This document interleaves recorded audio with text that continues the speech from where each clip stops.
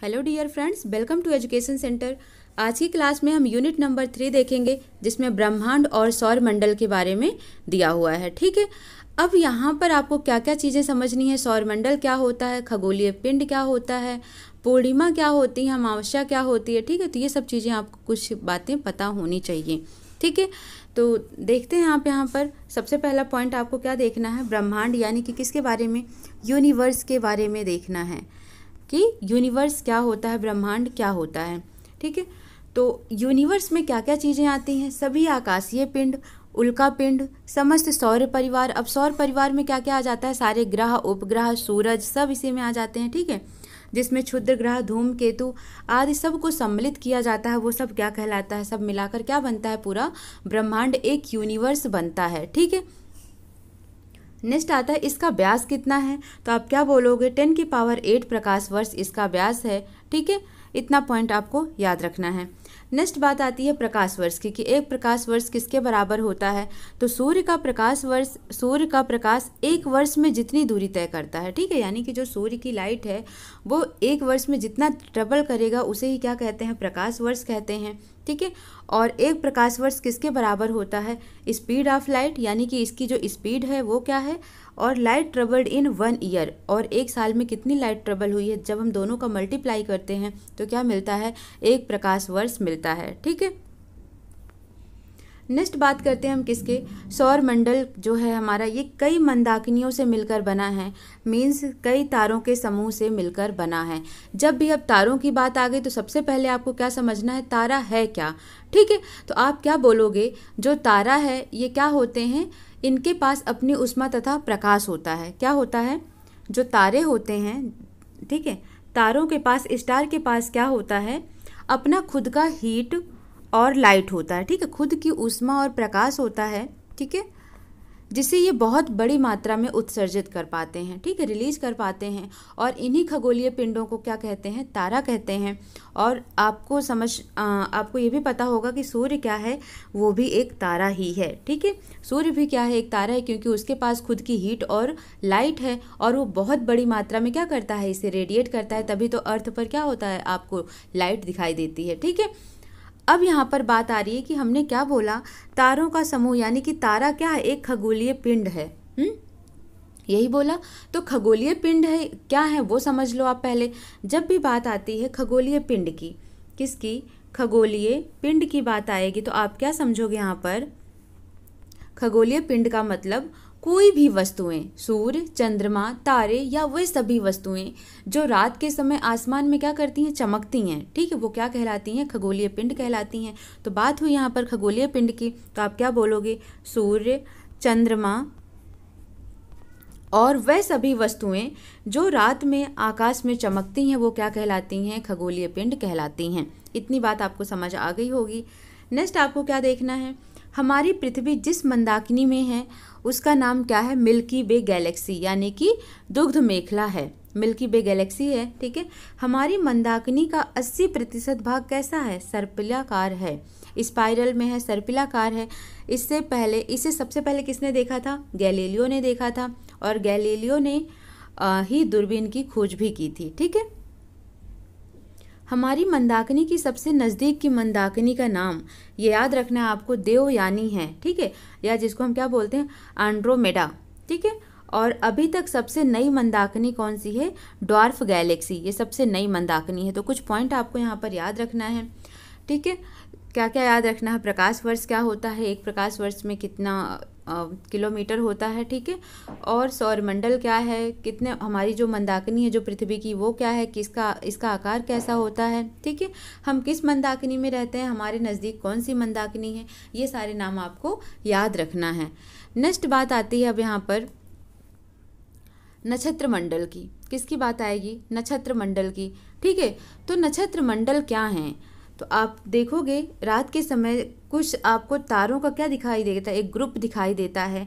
जैसे कभी आप देखोगे वो 7 तारों का समूह होता है, कभी वो बिग बियर जैसा दिखेगा, ठीक है, स्मॉल बियर जैसा दिखेगा, मतलब एक ना एक उनका आप एक आकार देखोगे, एक आकृति के रूप में वो आसमान में दिखाई देते हैं। इसे ही क्या बोला जाता है, नक्षत्र मंडल कहा जाता है। ठीक है, और अर्सा मेजर और बिग बियर, ठीक है, कौन सा, बिग बियर और अर्सा मेजर,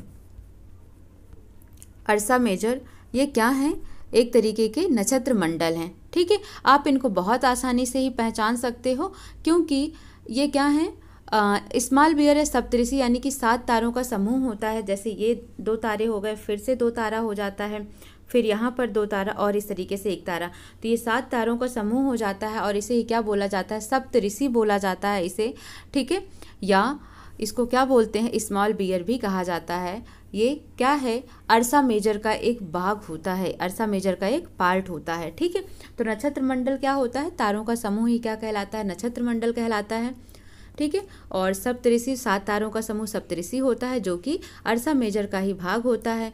और यहाँ पर आपको किसके बारे में याद रखना है? थोड़ा सा ध्रुव तारे के बारे में याद रखना है। ध्रुव तारा सबको पता है कि किस डायरेक्शन को शो करता है। सिर्फ आपको ये याद रखना है कि जो ध्रुव तारा है वो किस दिशा को बताता है? वो उत्तर दिशा को बताता है। बस आपको इतना पॉइंट याद रखना है ध्रुव तारा के बारे में। नेक्स्ट बात हम करते हैं किसकी? जियोसेंट्रिक और हेलियोसेंट्रिक क्या है? तो जियोसेंट्रिक का मतलब जहाँ पर पृथ्वी केंद्र हो, जियो मतलब क्या? पृथ्वी केंद्र हो, और हेलियोसेंटर का मतलब क्या? जहाँ पर हेलियो मीन्स सन केंद्र हो। ठीक है, तो और अभी जो चल रहा है वो क्या है? हेलियोसेंट्रिक, क्योंकि सूर्य ही केंद्र माना गया है और सारे ग्रह उसकी परिक्रमा करते हैं, है ना। तो जियोसेंट्रिक का मतलब क्या होता है? पृथ्वी को ब्रह्मांड का केंद्र माना जाता है जिसमें सभी आकाशीय पिंड पृथ्वी की परिक्रमा करते हैं, यानी कि पृथ्वी सेंटर पे है, अर्थ सेंटर पे है और इसके सारे चारों ओर सारे ग्रह चक्कर लगा रहे हैं। ये स्टार्टिंग की पहली क्लास में ही आपको बताया गया था कि ये थ्योरी किसने दी थी? क्लॉडियस टालमी ने दी थी, जो कि लास्ट में ये गलत मानी गई थी। ठीक है, फिर बात आती है हेलियोसेंट्रिक क्या है? इसमें सूर्य को ब्रह्मांड का केंद्र माना गया है और सभी ग्रह सूर्य की चक्कर लगाते हैं। और ये थ्योरी दिया था किसने? कॉपरनिकस ने दिया था और यही थ्योरी सही मानी जाती है। ठीक है, तो हमारा केंद्र क्या है? तो आप क्या बोलोगे? सूर्य ही हमारा केंद्र है, यानी कि सौरमंडल का केंद्र कौन है? तो क्या बोला जाता है? सूर्य है। ठीक है, इतनी बात आपको समझ आ गई होगी। नेक्स्ट क्या देखना है आपको? सोलर सिस्टम के बारे में। अब यहाँ पर बात शुरू हो जाती है किसकी? सौरमंडल की बात शुरू हो जाती है। जितने पॉइंट इसमें लिखे हैं ये सारे ही इंपॉर्टेंट हैं, तो बहुत अच्छे से आप इनको समझिएगा। ठीक है, सूर्य के बारे में सबसे पहला, क्योंकि सूर्य ही केंद्र है, बाकी सब इसके चक्कर लगा रहे हैं, तो सबसे पहला पॉइंट जो आपको सौरमंडल में पढ़ना है वो क्या है? सूर्य। सूर्य के चारों ओर चक्कर लगाने वाले विभिन्न ग्रह, क्षुद्र ग्रह, धूमकेतु, उल्का पिंड और जितने भी आकाशीय पिंड हैं, ये सारे मिलकर ही क्या कहलाते हैं? सोलर सिस्टम या सौरमंडल कहलाते हैं। ठीक है, सौरमंडल के बारे में जानकारी प्रस्तुत करने का श्रेय किसको जाता है? कॉपरनिकस को जाता है, क्योंकि इन्होंने ही सही व्याख्या की थी और टॉलमी ने क्या की थी? उन्होंने गलत व्याख्या दी थी। ठीक है, नेक्स्ट बात आती है सौरमंडल का प्रधान किसे माना जाता है? सूर्य को, क्योंकि सूर्य क्या है? हेड है, सेंटर है और चारों तरफ इसकी चक्कर लगाते हैं सारे ग्रह एंड उपग्रह। ठीक है, यह एक तारा भी है। मैंने अभी बताया था आपको कि तारा क्या है? जो चमकता है, ठीक है, जिसकी अपनी हीट होती है, अपनी लाइट होती है और आकाश में रात के समय वो चमकते हैं, वो क्या कहलाते हैं? तारा कहलाते हैं। और सूर्य भी क्या है? एक तारा है। और पृथ्वी के सबसे पास का तारा कौन सा है? तो आप क्या आंसर दोगे? पृथ्वी के सबसे नज़दीक का तारा है सूर्य। और पृथ्वी से दूसरे नंबर का जो तारा है उसका नाम है प्रॉक्सिमा सेंचुरी। नोट कर लेना, ये क्वेश्चन पूछा गया है। ठीक है, प्रॉक्सिमा सेंचुरी ये दूसरे नंबर का तारा है जो कि पृथ्वी के पास है। पहला पृथ्वी के सबसे नज़दीक का तारा सूर्य और दूसरा क्या है? प्रॉक्सिमा सेंचुरी है जो पृथ्वी के सबसे नज़दीक है। ठीक है, नेक्स्ट बात करते हैं कि सूर्य की प्रकाश की चाल कितनी है? तो क्या बोलोगे? 3 × 10⁸ मीटर पर सेकेंड। ठीक है, वेलोसिटी ऑफ लाइट हमेशा याद रखना 3 × 10⁸ मीटर पर सेकेंड होता है। और अगर इस तरह किलोमीटर पर सेकेंड में पूछा जाएगा तो 3 लाख बोल देना आपको। यह समस्त सौरमंडल में ऊर्जा का स्रोत है ना। पृथ्वी से सूर्य की दूरी, ये क्वेश्चन भी बहुत बार पूछा जाता है कि पृथ्वी और सूर्य के बीच की कितनी दूरी है। ठीक है, तो क्या बोलोगे? 15 करोड़ किलोमीटर है। कितना है? 15 करोड़ किलोमीटर है। ये क्वेश्चन बहुत बार पूछा गया है, याद रखना है। सूर्य का व्यास कितना होता है? 13,92,000 किलोमीटर है, जो पृथ्वी से 110 गुना बड़ा है। पृथ्वी क्या है? एक ग्रह है और ये भी सूर्य के चारों ओर चक्कर लगाती है। बहुत छोटी सी है, किसके कंपैरिजन में? सन के कंपैरिजन में ये बहुत छोटी है। ठीक है, यह हमारी मंदाकिनी से लगभग 30,000 प्रकाश वर्ष दूर है। ठीक है, पृथ्वी को सूर्य का 2 अरबवां भाग मिलता है। किसको? पृथ्वी को। किसका? सूर्य का। कितना भाग मिलता है? 2 अरबवां भाग मिलता है। सौर मंडल के बारे में विश्व के समस्त जानकारी प्रस्तुत करने का श्रेय कोपरनिकस को जाता है, यह भी हमने डिस्कस कर दिया है। विभिन्न ग्रहों की गति का नियम प्रतिपादित करने वाले कौन थे? केपलर थे। केपलर का नियम बहुत फेमस है, ग्रहों की गति का नियम केपलर के द्वारा दिया गया है, इंपॉर्टेंट है ये और कई बार आपका ये क्वेश्चन पूछा गया है। सूर्य अपने अक्ष पर पूर्व से पश्चिम की ओर घूमता है, ठीक है, यानी कि ये पूर्व दिशा है, ये सन है, ये पूरब से पश्चिम की ओर राउंड करता है, किस पर? अपने एक्सिस पर, ठीक है। और इसमें 3 तरह की गैसें पाई जाती हैं, hydrogen, helium and other gases, ठीक है। तो सबसे ज़्यादा किसका पार्ट है यहाँ पर आप देखोगे तो हाइड्रोजन का है। तो ये भी क्वेश्चन आपका पूछा गया है कई बार, खासकर रेलवे में भी पूछा जाता है ये, ठीक है। इसका केंद्रीय भाग क्या कहलाता है? क्रोड कहलाता है या कोर आप कहोगे, ठीक है, जिसका ताप कितना होता है? 1.5 × 10⁻7 डिग्री सेल्सियस होता है। अंदर की बात हो रही है कि जो सूर्य का इंटरनल पार्ट होता है उसकी बात हो रही है, इनर कोर की बात हो रही है। और जो सूर्य का बाहरी तापमान होता है वो 6000 डिग्री सेल्सियस होता है, ये भी क्वेश्चन आपका पूछा गया है, ठीक है। सूर्य के केंद्र पर 4 हाइड्रोजन नाभिक मिलकर 160 डिग्री सेल्सियस ताप पर एक हीलियम नाभिक का निर्माण करते हैं।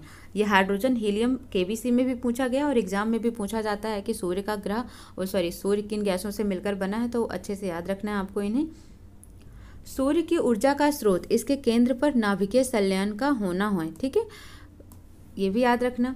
सूर्य के चारों ओर चक्कर लगाते हुए ग्रह का वेग तब अधिकतम होता है जब वह सूर्य से दूर होता है। मीन्स यहाँ पर सन है, उसके बाद ये सारे ग्रह शुरू हो जाते हैं। जब ये सूर्य का चक्कर लगा रहे होते हैं तो इनकी जो वेलोसिटी है या वेग है वो सबसे ज़्यादा कब होती है? जितना ये सन से दूर होते हैं उस टाइम पर, तब इनकी वेलोसिटी होती है ना। इलिप्स शेप में ये चक्कर लगाते हैं तो दूर ये ज़्यादा से ज़्यादा कहाँ होते हैं? इस वाले रीजन में होते हैं, इस वाले रीजन में थोड़ा पास आ जाते हैं। अंतरिक्ष में कुल 89 तारामंडल हैं, ठीक है। प्रकाश मंडल की दीप्तिमान होता है, लेकिन वर्णमंडल प्रकाशमान नहीं होता है, क्योंकि यही सूर्य का वायुमंडल होता है जो प्रकाश का अवशोषण कर लेता है। अब यहाँ पर बात आती है, ये सन है, सन के भी 3 पार्ट, ठीक है, आउटर लेयर, मिडिल लेयर और इनर लेयर। जो सबसे अंदर वाला भाग है उसे क्या बोल दिया हमने? कोर बोल दिया, क्रोड बोल दिया। अब जो मध्य वाला भाग है इसे क्या बोला जाता है? प्रकाश मंडल बोला जाता है।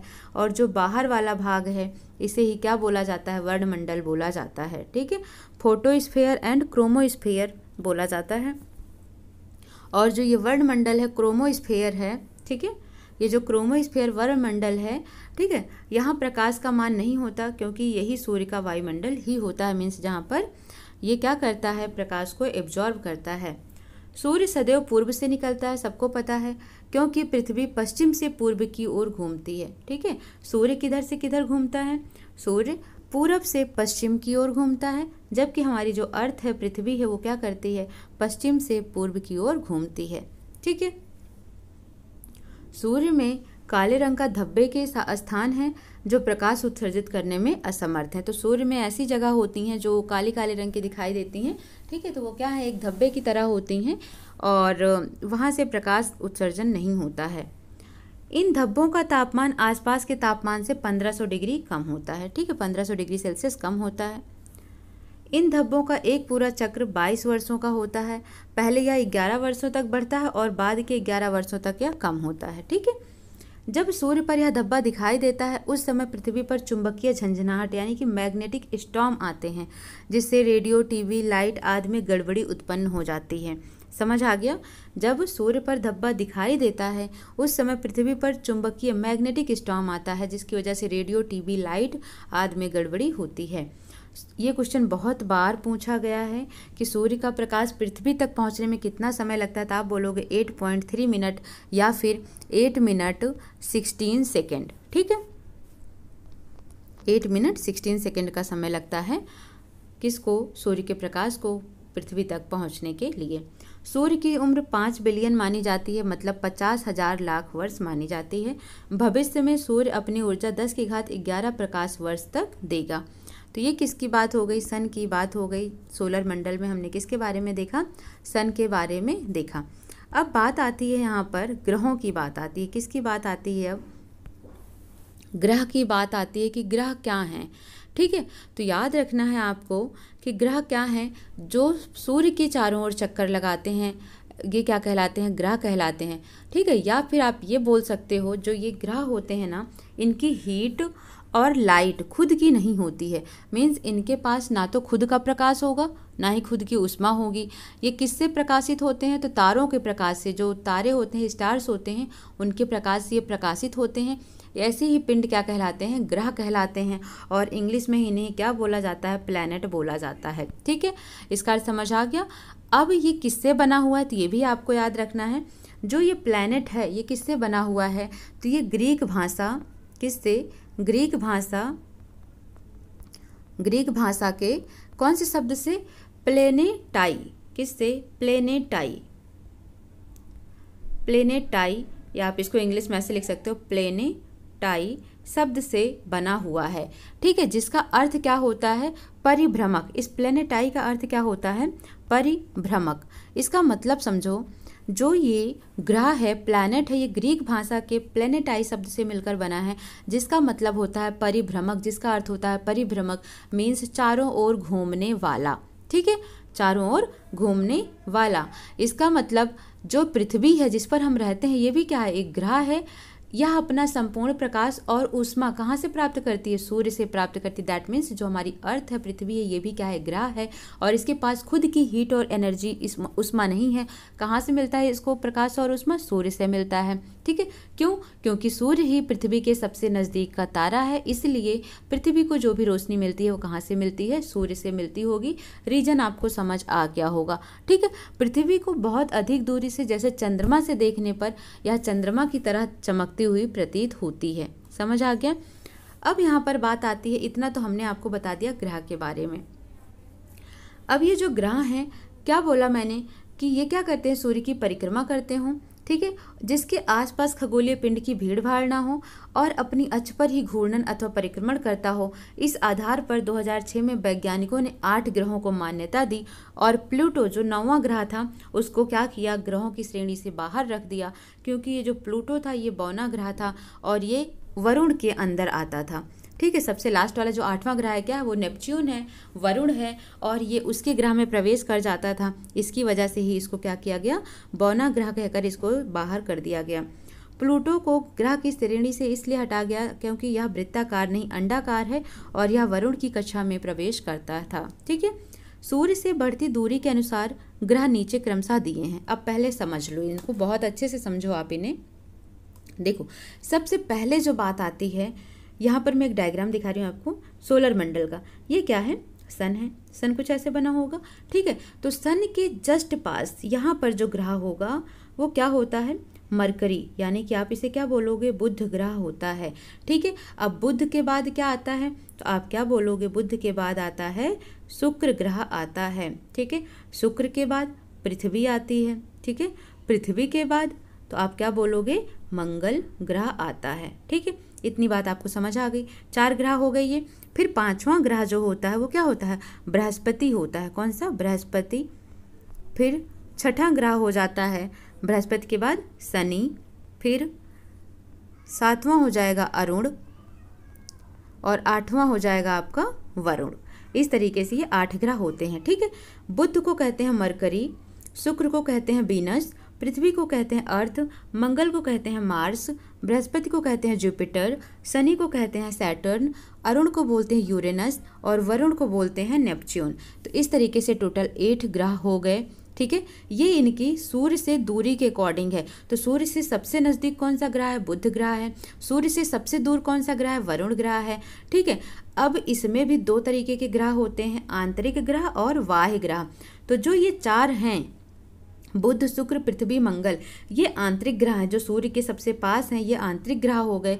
और बृहस्पति शनि अरुण वरुण क्या हो गए, आपके बाह्य ग्रह में आते हैं। तो ग्रह भी 2 तरीके का, आंतरिक और बाह्य ग्रह हो गया। आंतरिक में 4 और बाह्य ग्रह में 4 हो गए। ठीक है, सबसे बड़ा ग्रह किसको मानते हैं, बृहस्पति को। सबसे छोटा ग्रह किसको मानते हैं, बुध को। सूर्य के सबसे पास का ग्रह बुध होता है। सूर्य से सबसे दूर का ग्रह कौन होता है, वरुण होता है। क्वेश्चन आपका ऐसे भी आ जाता है, इनको बढ़ते क्रम में या घटते क्रम में दे दिया ऑप्शन में, तो आपको ये सीरीज याद रखनी है ग्रहों का।